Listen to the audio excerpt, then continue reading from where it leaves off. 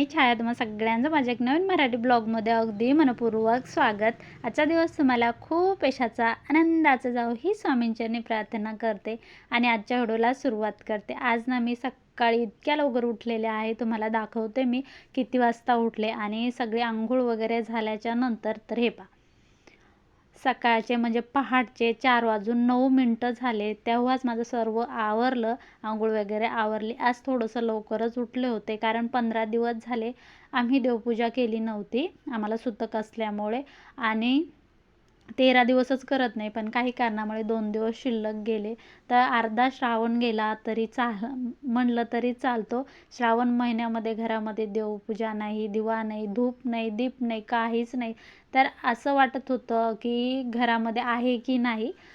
खरंच घरामध्ये जेव्हा देवपूजा होते, धूपदीप लावतो आपण, तेव्हा खरंच खूप भारी प्रसन्न वाटतं, घरात सगळं पॉझिटिव्ह वातावरण राहतं। तर देवपूजा घरामध्ये असेल तर खरंच खूप करमतं। चला असो, आता काय करता, काही असे कारणं असतात की ते आपल्याला काहीही केलं तर त्याला ते सोडता येत नाही, ते कारणं पाळावेच लागतात। तर सगळ्यात आधी म्हणलं सगळे देव मी एका ताटामध्ये काढून घेतले, चौरंग काढले आणि जे तोरण होतं ना ते सर्व काढून घेतलं। मग सगळं धुवून धावून पुसून वगैरे स्वच्छ करायचं होतं, त्यामुळे तोरण वगैरे सगळं काही बाजूला काढून घेतलं मी। आणि कळसाचं नारळ होतं ना ते आधीच पाण्यामध्ये ठेवलं। कळस खूप म्हणजे पाणी नव्हतं त्यामुळे पूर्ण कोरडं झालं होतं ते, असं मध्ये मध्ये मुलींच्या हाताने पाणी टाकलं होतं मी। तरी पण रोजच्या पूजामध्ये आणि कधीमध्येच्या पूजामध्ये खूप फरक असतो। असो आता, आणि त्यानंतर मी सगळं चौरं वगैरे काढलं, स्प्रे मारला आणि हे स्प्रे मारला ना 5 मिनटं ठेवायचा आहे। 5 मिनटं झाले की ओल्या कपड्याने पुसून घ्यायचा। आणि जे माझ्या देवघरामध्ये हे चौरंग आहे ना मला खूप आवडतात, म्हणजे ते एकदम 5 मिनटात स्वच्छ पण होतात, हळदी कुंकाचे डाग वगैरे पडले तरी पण ते लगेच निघतात। आता जे माझं समोर हे आहे ना, देव घरासमोर जागा आहे ना, त्याला मी पिवळा असा पेंट केलं होतं पिवळ्या रंगाने, तर त्याला हळदी कुंकाचे डाग भरपूर पडायला लागले। त्यामुळे म्हणलं त्याला दुसरा कलर द्यायचा मला, पण मध्येच असं झालं। आणि ह्या घंट्या ना एवढ्या छान निघतात, आणि त्याला थोडासा स्प्रे मारला, पुसून घेतलं की एकदम चकाचक दिसतंय। एकाचं सिंहासन आधी कोरड्या कपड्याने पुसून घेतलं, सर्व देव वगैरे काढले। आणि ना मी देव कशाने स्वच्छ करते तर ना इतकी सोपी ट्रिक आहे, काही पितांबरी वगैरे वापरायचं काहीच कामच नाही। आता मस्त आंबट दही घ्यायचं आणि दह्यामध्ये हळद टाकायची आहे। पितांबरी तुम्ही भैया पावडर काही पण वापरतात, त्याच्यापेक्षाही हे खूप सोपं आहे। जर तुमच्याकडे दही नसेल तर तुम्ही लिंबू असतं, लिंबाचा रस घ्यायचा, थोडीशी हळद टाकायची, अशा पद्धतीने देवाला लावायचं आहे। आता हे ना तुम्ही पाहू शकता, आता 15 दिवस झाले तर देव भरपूर खराब झालते। मला सगळ्या देवाला स्वच्छ करून त्यांचा अभिषेक वगैरे करून घेते, त्यामुळे मी हा लेप बनवलेला आहे। मी हमेशा हाच लेप बनवत असते। शॉर्ट व्हिडिओमध्ये पण बऱ्याच वेळेस तुम्हाला सांगितलं होतं मी देव कशाने स्वच्छ करते, तांब्या पितळाची भांडे कशाने स्वच्छ करते, आणि सगळे शॉर्ट व्हिडिओ पण टाकलेले आहेत मी। पण आता मोठे व्हिडिओ चालू केले तर मोठ्या व्हिडिओमध्ये पण सांगावं म्हणलं। तर आता मी सगळ्या देवांना हा लेप लावून घेते, आणि हा लेप लावला का 5 मिनटं ठेवायचं आणि आपल्याला परत पाण्याने धुवून घ्यायचं आहे। फक्त 5च मिनटं ठेवले की हे देव एकदम सोन्यासारखे निघतात। जर तुमचे देव खूपच खराब असेल तर तुम्ही पितांबरी वगैरे वापरू शकता। माझे देव हमेशा घासते त्यामुळे स्वच्छ आहेत, तर ते एकदम सोप्या पद्धतीने एकदम पटकन होतात। त्यामुळे मी हे दही आणि हळदीच वापरत असते। हळद पण घरच्या आहे, घरच्या हळकुंडाची। आणि एका ताईने मला कमेंट केली होती की ताई तू ग्रंथ कोणता वाचते, सेवा कशा करते, हे पण सांग।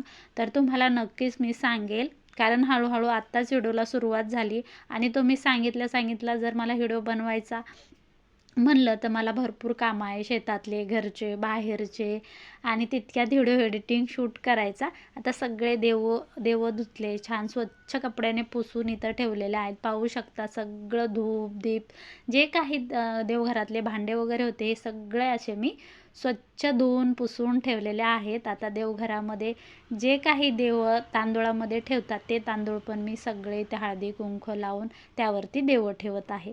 आता हे देव ना सगळे पायरी गणित आपल्याला याची मांडणी करायची. आता देवपूजा करताना कधी पण आधी दिवा लावून घ्यायचा.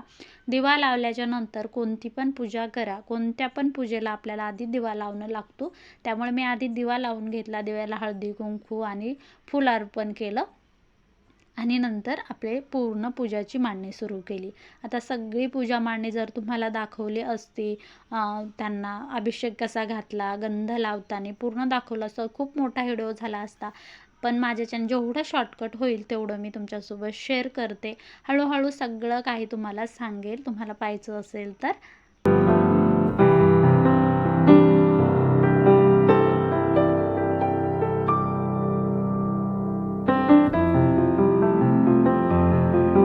सिंहासनावरती स्वामींचा आणि सत्यनारायणाचा फोटो ठेवला, त्याचबरोबर स्वामींची माळ. आणि तुम्हाला सांगते आज मला उपवास पण होता आणि हा व्हिडिओ मंगळवारचा आहे. थोडं मागं पुढं होत असेल व्हिडिओ यायला. आणि मंगळवारी कलशपूजन पण करतात. पण आता मंगळवार असो किंवा कोणता जरी वार असला तरी मला हा कलश मंगल कलश आहे हा मला बदलावाच लागला असता. कारण 15 दिवस झाले देवपूजा वगैरे नव्हती, त्यामुळे म्हटलं चला कलश पण बदलून घ्यावा. आणि कळसामध्ये पाणी अजिबात राहिलं नव्हतं, त्यामुळे सगळं काही स्वच्छ करावं लागलं. छान धूप लावलाय पाहू शकता. सगळी देवपूजा झाल्याच्या नंतर मी मंगल कलशाची स्थापना करायला घेतली. आता हा मंगल कलश कसा मांडायचा, पहिल्यांदा कसा मांडायचा, हे मंगल कलशाची सेवा कशी करायची, काय करायची तुम्हाला डिटेल व्हिडिओमध्ये नक्कीच सांगेल मी एखाद्या दिवशी. आता आपला व्हिडिओ पूर्ण नाही, छोटा क्लिप घेऊन मी हा बनवलेला आहे. माझी देवपूजा नव्हती तर. आता हे नारळाला छान आधी हळद लावून घेतली, त्यानंतर कुंकू लावलं. मी याला छान मळवट पण भरत असते, पण आज भरपूर मोठी देवपूजा होती. तुम्हाला सांगते मला 3 तास लागले. मी 4 वाजल्यापासून लागले होते, तुम्हाला दाखवलंच तर मला 7 वाजले. पूर्ण देवपूजा सगळं देवघर स्वच्छ करण्यासाठी भरपूर वेळ गेला. तर हे असं काहीतरी मंगल कलशची सेवा करून घेतली मी आणि त्यानंतर आरती करून घेतली. आता आरती केल्याच्या नंतर जो प्रसाद ठेवते, हे ठेवते, काय ठेवते काय नाही हे सगळं काही एका ताईने मला विचारलंच आहे, पण नक्कीच सांगेल तुम्हाला. आरती झाल्याच्या नंतर सर्व काही झाल्याच्या नंतर एवढं छान प्रसन्न वाटत होतं सगळ्या घरामध्ये. धूप दीप खूप असं मनाला इतकं मला आज कुठंतरी आनंद भेटला. आणि सगळेच उठल्याच्या नंतर मला खरंच आज खूप सुंदर वाटायला लागलं, एकदम प्रसन्न. धूपदीपचा सुगंध दरवळत होता सगळ्या घरामध्ये. आता मी तुम्हाला ना पूर्ण माझी पूजा दाखवते, कशी केली काय केली, फुलं वगैरे ठेवली, सगळं काही ओके झालंय. आणि देवपूजा असली की कोणाकोणाला मन प्रसन्न कोणाकोणाचं वाटतं मला कमेंटमध्ये नक्की सांगायला विसरू नका.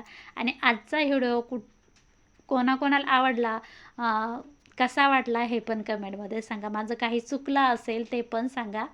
आणि जर तुम्हाला माझ्यापेक्षा जास्त माहिती असेल ती पण सांगायला विसरू नका. मी नक्कीच तुमची माहिती फॉलो करेल. आता हा व्हिडिओ मी शॉर्ट व्हिडिओसाठी काढला होता, नंतर सगळं झाल्याच्या नंतर. तर ते शॉर्टमध्ये थोडासा दिसत असेल तुम्हाला. इंस्टाग्रामवरती शॉर्ट व्हिडिओ टाकत असते मी, त्यामुळे हा पण व्हिडिओ मी शॉर्ट काढला होता. आता आपण देवपूजाचे व्हिडिओ जर शेअर केले तर कोणी म्हणतात देवपूजाचे व्हिडिओ शेअर करू नये. पण आपलं पाहून जर एखाद्याने जरी आपल्यासारखी पूजा केली, स्वामींची सेवा केली, तर आपल्याला हे देवपूजा जे आपण व्हिडिओ टाकतो त्याचं कुठंतरी सार्थक भेटतं. त्यामुळे तुम्ही पण सेवा करा, तुम्ही पण कुठं पण स्टेटस ठेवा, इंस्टाला टाका किंवा यूट्यूबला टाका, असं काहीही नाही. आपल्या सेवा कोणाला दाखवू नाही म्हणून. आपली सेवा पाहून दुसऱ्याने कोणी जरी थोडीशी जरी सेवा केली तर त्याचं पुण्य त्याला मिळतं. असो, आता आजचा व्हिडिओ इथंच थांबवते. आवडला तर लाईक शेअर कमेंट करायला विसरू नका. भेटू दुसऱ्या व्हिडिओमध्ये, तोपर्यंत सगळ्यांना बाय. श्री स्वामी समर्थ.